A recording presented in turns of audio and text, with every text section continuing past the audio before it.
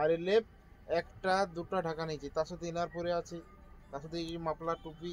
আর এই ওয়েদারে আজ মা গঙ্গার বুকে শুয়েছি আমরা। এরপর ঘুমিয়ে পড়ছি, প্রচুর ঠান্ডা আছে। এখানে দুটো করে লেপ দিয়েছে, কম্বল দিয়েছে, বালিশ দিয়েছে। সবাই যেন কুম্ভ মেলায় এসে পুণ্য অর্জন করতে পারে।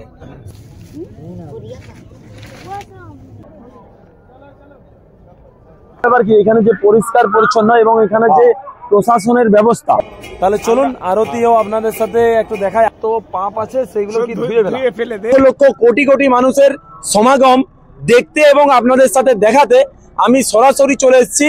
এই মহা পুণ্য স্নান করে আমি আজকে রাত্রি যাপন করব। আমার ঠিক সামনে এখানে টেন্ট আছে এবং এই টেন্টের ভেতরে আমি এখানে রাত্রি যাপন করব। বিভিন্ন কারণে এই ব্যারিকেড বন্ধ করা হচ্ছে, খোলা হচ্ছে। সেক্টর 23।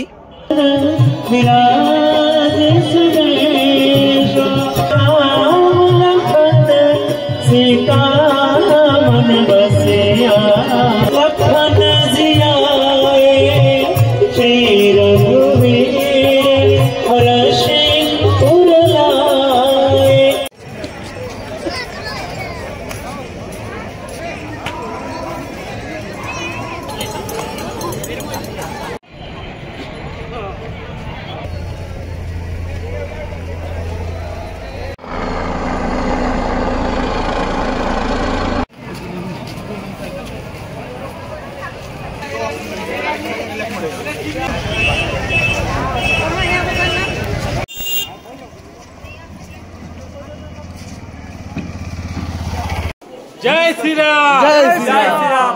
আমরা বেরিয়ে পড়েছি মহাকুম্ভের উদ্দেশ্যে প্রয়াগরাজ। এবছর 144 বছর পর ওখানে মহাকুম্ভ আয়োজন হচ্ছে, তাহলে সেখানে আমরা সেই উদ্দেশ্যে আমরা বেরিয়ে পড়েছি। সমীরণ কেমন লাগছে? দারুণ দারুণ যাচ্ছি তো শুরু। তাহলে পুরো ভিডিও দেখবে, পুরো ভিডিওতে বুঝতে পারবে কেমন এনজয় হচ্ছে, কেমন কি ওখানের গাইডলাইন এবং নতুন সিরিজ নিয়ে আমরা তৈরি করতে চলেছি। মহাকুম্ভের উদ্দেশ্যে আমরা রওনা দিচ্ছি। আমি খাদড়া থেকে বেরিয়েছিলাম, সেখানে ভিডিও দেখাতে পারিনি, প্রচুর ভিড় ছিল। ট্রেন আসছে।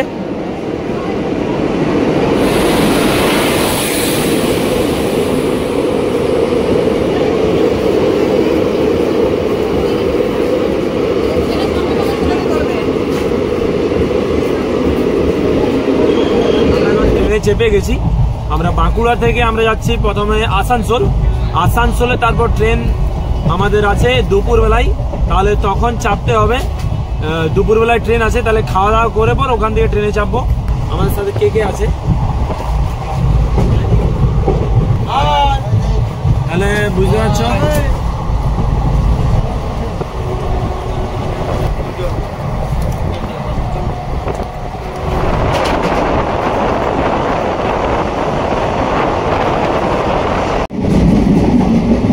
আমাদের বাঁকুড়াতে 21 ডিগ্রি সেলসিয়াস আছে। সকালে চা খাওয়া হয়নি, এই জাস্ট ট্রেনে উঠে পর আমরা চা করলাম, বানালাম। আচ্ছা, তোমার নাম কি? রুমি। কোথায় বাড়ি? কোথায় কোথায়? বগরাজোট, আসানসোল নাকি? আসানসোল। আর তোমার নাম? গৌরব। কোথায় যাচ্ছ?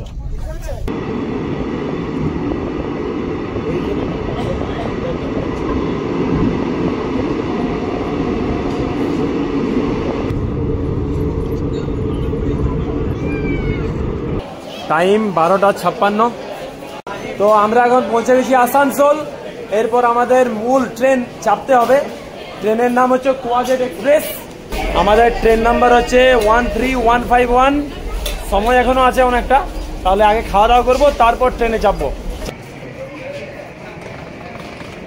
আসানসোল স্টেশনের ভেতরে খাওয়া দাওয়া হয়ে গেছে। এরপর কোয়াজেট এক্সপ্রেস আসবে কিছুক্ষণ পর। আমি তার জন্য 3 নম্বর প্ল্যাটফর্মে চলে এসেছি। এখন সময় হচ্ছে 3টা 15। 10 মিনিটের মতো লেট আছে। পেছনে আসছে যমুনাবাই এক্সপ্রেস 13151।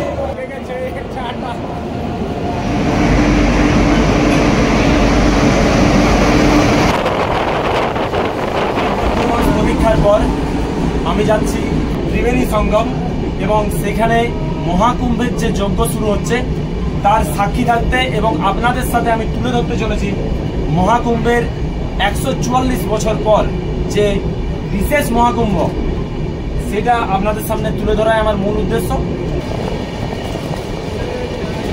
এটা হচ্ছে বরাকর নদী, আসানসোল থেকে আমরা বেরিয়ে পড়েছি।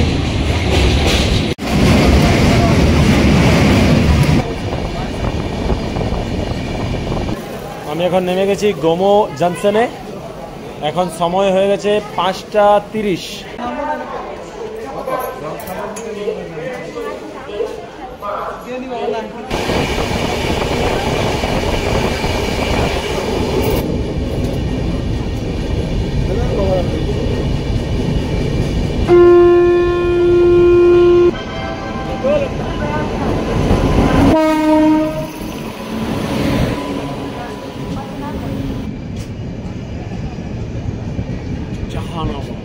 তো গাইস আমি এখন পৌঁছে গেছি গয়া জাংশনে। তো এখানে টাইম অনেকটা আগে, 7 মিনিট আগে ট্রেন পৌঁছে গেছে। তো প্রচুর ভিড় এখানে।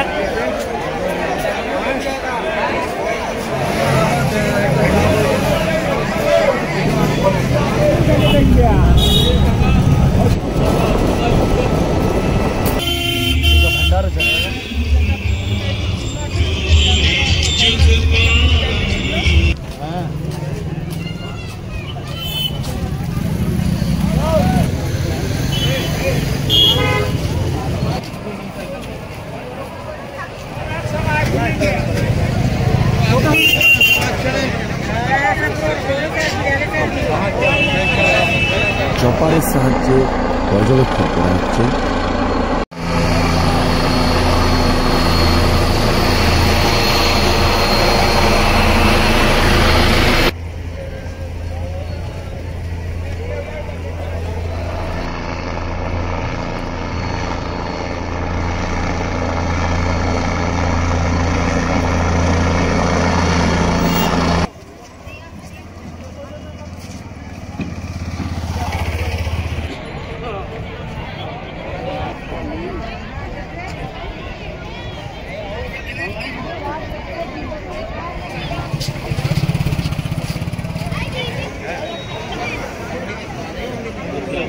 মকর সংক্রান্তিতে আমি আছি এখন কুম্ভ মেলাতে, এবং এখানে প্রচুর মানুষ, অনেক দর্শনার্থী যারা এসেছেন তারা পুণ্য স্নানের জন্য, এখানে স্নান করার জন্য ঘাটের সামনে চলে আসছেন। এবং আমার ঠিক চারিপাশে প্রচুর মানুষের ভিড়। কিছুক্ষণ পর অন্ধকার নেমে আসবে, তখন পুরো আলোতে ভরে উঠবে এই পরিসর। তো আমি সরাসরি আপনাদেরকে দেখাচ্ছি মহাকুম্ভের যে এখানে চত্বর, সেই চত্বর পুরো পরিষ্কার চলছে। এখানে যারা কর্মীরা আছে, প্রায় 1,40,000 কর্মী এখানে মোতায়েন করা হয়েছে পরিষ্কার করার জন্য। সেক্টর 23-তে এভাবে পরিষ্কার চলছে। এখন সময় সন্ধ্যা হতে চলেছে। असुर संहारे रामचंद्र जी के दास सवारे लाए संजीवन लखन जियाए श्री रघुवीर हर्षि उर लाए। এখানে যে জায়গা পুরো চত্বর, সেটা সেক্টর হিসাবে ভাগ করা হয়েছে 1, 2, 3, 4 করে। এবং দেখতে পাচ্ছেন এখানে অস্থায়ীভাবে ব্যারিকেডের ব্যবস্থা করা হয়েছে। বিভিন্ন কারণে এই ব্যারিকেড বন্ধ করা হচ্ছে, খোলা হচ্ছে। মকর সংক্রান্তি উপলক্ষে আমি এখন আছি মকর সংক্রান্তির পুণ্য স্নান করতে মহাকুম্ভে। অর্থাৎ এখানে হাজার হাজার লক্ষ লক্ষ কোটি কোটি মানুষের সমাগম দেখতে এবং আপনাদের সাথে দেখাতে আমি সরাসরি চলে এসেছি প্রয়াগরাজ। এবং এখানের যে আবহাওয়া এখন সন্ধ্যাবেলাতে প্রচুর কুয়াশায় ভরে আছে এবং প্রচুর ঠান্ডা। তাহলে অবশ্যই অনেক দর্শনার্থীরা ভাবছেন কোথায় আছি, কোথায় থাকছি। তাহলে আপনাদের সামনে আমি জানিয়ে দিচ্ছি, আমি আছি বাঁকুড়ার সেবার সঙ্গে। দেখতে পাচ্ছেন আমি রাত্রি যাপন করব, অর্থাৎ আজকে এই মহা পুণ্য স্নান করে আমি আজকে রাত্রি যাপন করব। আমার ঠিক সামনে এখানে টেন্ট আছে এবং এই টেন্টের ভেতরে আমি এখানে রাত্রি যাপন করব। একদম পুরো বাঙালিয়ানা আছে, ভেতরের খাবারের ব্যবস্থা আছে, থাকার ব্যবস্থা আছে এবং অসংখ্য মানুষ এখানে এসে থাকছে। তাহলে বেশি দেরি না করে ভেতরে নিয়ে যাচ্ছি, আপনাদের সকলকে দেখাচ্ছি ভেতরের অবস্থা কি।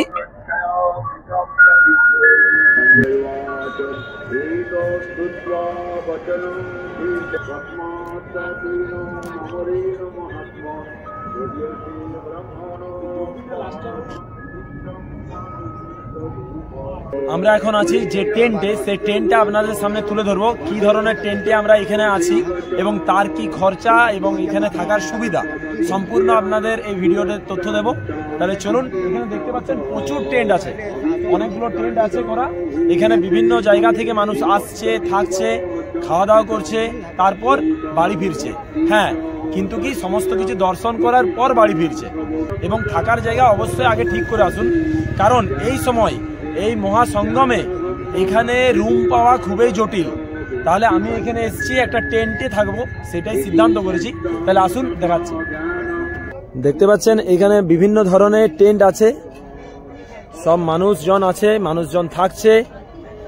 এই বিশেষ স্নান সেরে আমি এখানে এই টেন্টে আজ রাত্রি যাপন করব, রাত্রে থাকবো। তাহলে আমি দেখাচ্ছি এর ভেতরটা।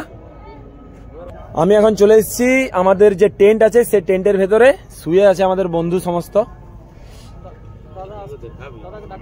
এখানে সমস্ত কিছু তোষক, বালিশ এবং কম্বল দিয়েছে ঢাকা দেওয়ার জন্য, ঢাকা নেওয়ার জন্য। তো এই ধরনের অনেকগুলো টেন্ট আছে এখানে। এখানে আমার সামনে আছে মহাদেব, শোয়ার জন্য ব্যবস্থা করছে। প্রচুর ঠান্ডা। হ্যাঁ, এই কথাটা ঠিক যে প্রচুর ঠান্ডা এখানে। হ্যাঁ, এবং চারিদিকে কুয়াশায় ভরে আছে।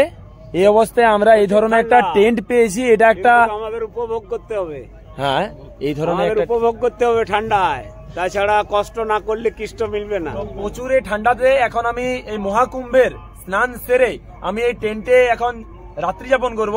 কিন্তু এখানে থাকার অনেক সুব্যবস্থা আছে, যেমন এখানে টেন্টের ভেতরে লেপ, কম্বল, বালিশ সমস্ত কিছু প্রোভাইড করেছে। খড় পাতা আছে, নিচে খড় পাতা আছে, তার উপর কার্পেটের মতো গালিচা দেওয়া আছে। আমার নাম প্রশান্ত চ্যাটার্জি, আর বাঁকুড়া জেলার সোনামুখী থেকে আসছি। আপনি কবে এসেছেন? আমি প্রয়াগরাজ 2 বছর আগে এসেছিলাম, তবে সেটা কুম্ভ মেলার সময় নয়, এমনি সাধারণ একটা সময়ে এসেছিলাম। তখন এত ভিড় ছিল না, ফাঁকা ফাঁকাই ছিল। কুম্ভ মেলায় এই প্রথম আসা। এরপর আমি আপনাদের দেখাচ্ছি, এটা হচ্ছে আমাদের টয়লেট। এখানে মহিলাদের জন্য আলাদা আছে এবং ছেলেদের জন্য আলাদা আলাদা টয়লেট আছে এবং পরিষ্কার পরিচ্ছন্ন। দেখতে পাচ্ছেন দাদা আমাদের জন্য চায়ের ব্যবস্থা করেছেন। চা কি দেওয়া হচ্ছে? চা অবশ্যই দেওয়া হচ্ছে, কারণ একটু ঠান্ডাটা লাগছে। আজকে খাবারের কি বন্দোবস্ত করেছেন একটু? বন্দোবস্ত বলতে আমাদের আজকে মকর সংক্রান্তি উপলক্ষে, যেহেতু বাঁকুড়া পুরুলিয়ার, আমরা বাঁকুড়ার লোক, সেই জন্য খিচুড়ি হয়েছিল দিনে। খিচুড়ি, বাঁধাকপি তরকারি, চাটনি। সংক্রান্তির দিন আমাদের খিচুড়ি হয় ওখানে, মকর সংক্রান্তির দিন, সেই জন্য এখানে ওই উৎসবটা আমরা পালন করলাম। আর রাত্রে হচ্ছে লুচি, কুমড়োর তরকারি, ফ্রাইড রাইস, অসাধারণ ফুলকপি পনির। শুনেই তো মুখে জল চলে এলো। আমাদের আশ্রমের এখানে রান্না হচ্ছে। কি হচ্ছে মহারাজজি? Fried rice. আমি এখন চলে এসেছি সরাসরি আমাদের যে আশ্রম আছে সেই আশ্রমের যেখানে রান্না হচ্ছে সেই রান্না বাড়িতে, এবং এখন এখানে ফ্রাইড রাইসের রান্না চলছে।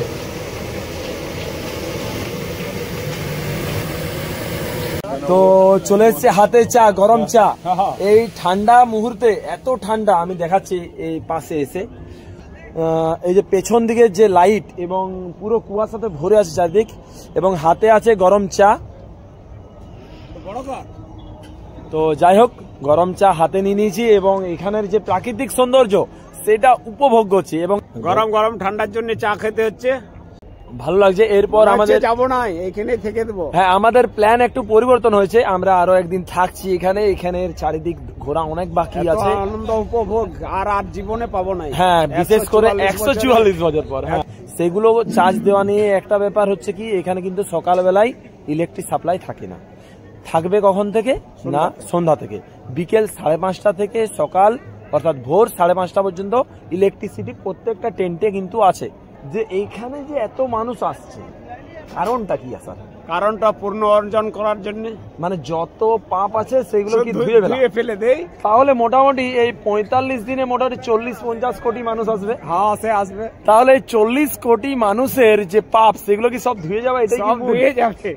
এটা আরেকটা উদ্দেশ্য হচ্ছে কি না, এখানে এই যে মানুষ আসছে, এটা একটা স্যালভেশনের ব্যাপার আছে, অর্থাৎ মোক্ষ লাভ। মোক্ষ লাভ। এখানে স্নান করলে মানুষের মন পাপ শুদ্ধ হয়। হ্যাঁ, এবং কি মনের তৃপ্তি হয়।